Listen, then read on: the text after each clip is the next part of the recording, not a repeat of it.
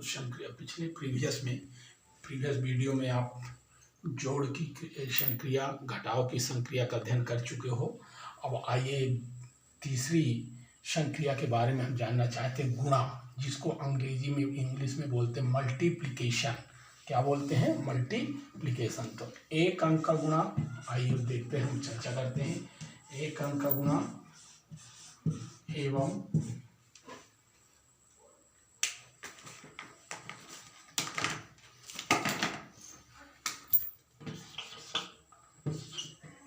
दो या तीन अंकों का गुणा।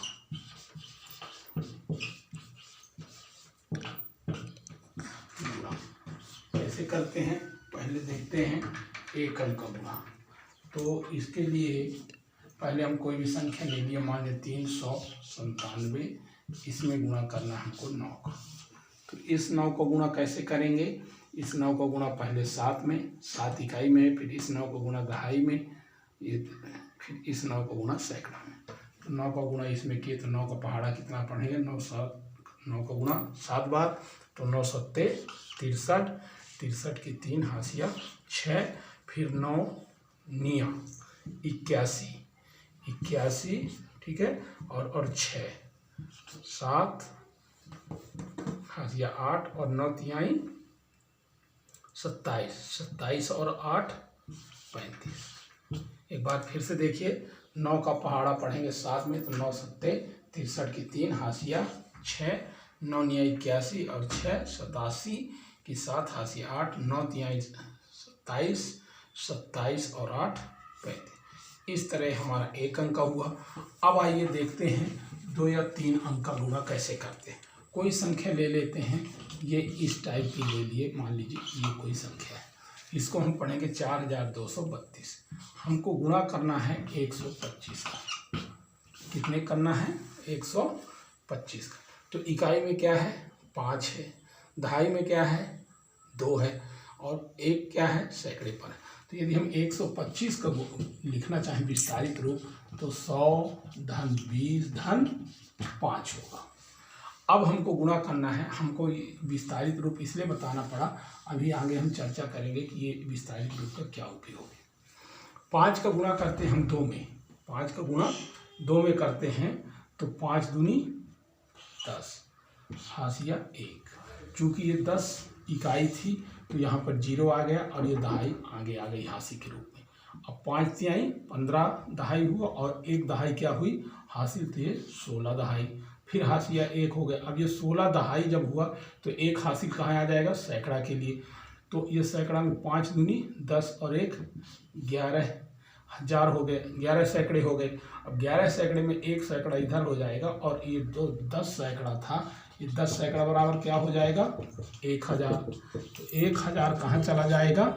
इधर आ जाएगा। अब 5 का गुणा 4 में 5 चको 20 और 1 21, ठीक है, 5 चको 20 और 1 21। अब हमारा मेन रोल शुरू होता है यहाँ से। हम 2 का गुणा इसमें करते हैं, तो 2 का गुणा करते हैं तो कितना आता है? 2 गुणित 2 बराबर 4। हम एक अंक या तो छोड़ते हैं यहाँ पर, या कट पीट लगाते हैं। हमारे गुरुजी लोग या शिक्षक लोग क्या करते हैं? यहाँ पर कट का चिन्ह लगाते हैं।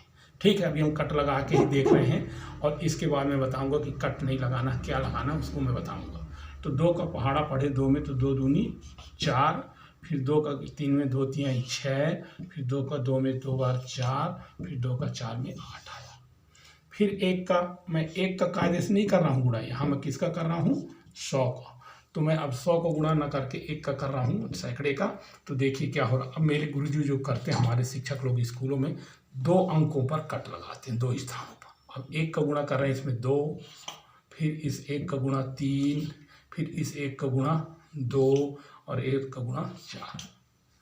अब इसको जोड़ते हैं तो ये आ गए 0, 6 और 4 10, फिर 1 हाशिया आ गई, तो ये हो गया 2 और 1 3, 3 और 6 9, 9 1 10, फिर 1 हाशिया आ गई, फिर 3 और 1 4, 4 4 8 और 1 9, फिर इसके बाद 8 और 2 10, 10 और 2 12, हाशिया 1 4 1 5।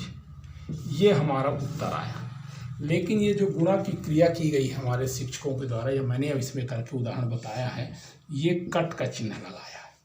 या कई शिक्षक साथी यहाँ पर क्या कर देते हैं, ऐसे कर देते हैं।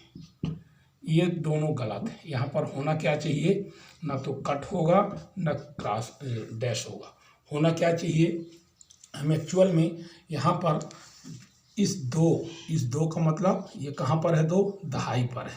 तो दहाई पर है तो इसका स्थानीय मान कितना होगा, 20 होगा। तो हम यहाँ पर 2 का गुणा ना करके किसका गुणा कर रहे हैं, 20 का। तो जब 20 का गुणा कर रहे हैं तो ये जीरो हमारा कहाँ गए, इस जीरो को दिखना चाहिए। तो हमारे शिक्षक साथी जीरो ना लिख के क्रॉस कर देते हैं, वो गलत है। तो ये जीरो हमारा यहाँ दिखेगा, अर्थात हम किसका गुणा कर रहे हैं, 20 का गुणा कर रहे हैं। तो ये आ गया। अब देखिए इसके बाद हम इस 1 का गुणा नहीं कर रहे हैं, हम 100 का गुणा कर रहे हैं। क्यों कर रहे हैं, क्योंकि ये सैकड़े के स्थान पर है तो इस 1 का स्थानीय मान 100 होगा। तो ये हम 100 को गुणा कर रहे हैं। तो देखिए 100 का गुणा आया तो ये डबल जीरो यहाँ रहेगा। अब आप जब जोड़ेंगे तब ये जोड़ सही आएगा। ठीक है, इस तरह हम जोड़ की संक्रिया करते हैं। साथ में इस संक्रिया में हम जोड़ और गुणा दोनों एक साथ की। तो हमारे शिक्षक साथियों से विनम्र निवेदन है कि जब 2 या 3 अंकों को गुणा पढ़ाएं तो क्रॉस चिन्ह का प्रयोग कभी ना करें, बल्कि शून्य का इस्तेमाल करें। और साथ में इस विस्तारित रूप को भी बताएं कि हम 125 को कैसे लिख सकते हैं। कोई भी संख्या को, मान लीजिए 62 है तो 62 को कैसे लिखना है, 60 धन 2। तो पहले इकाई का गुणा करना है, फिर इस 60 का गुणा करना है। तो ये जीरो हमारा जो रहेगा वो यहाँ दिखना चाहिए। तो हमेशा इस चीज़ को ध्यान रखिए, शून्यों का प्रयोग करना है। दहाई है तो 1 शून्य रहेगा, सैकड़ा है तो 2 जीरो रहेगा, इस तरह का प्रयोग करना है।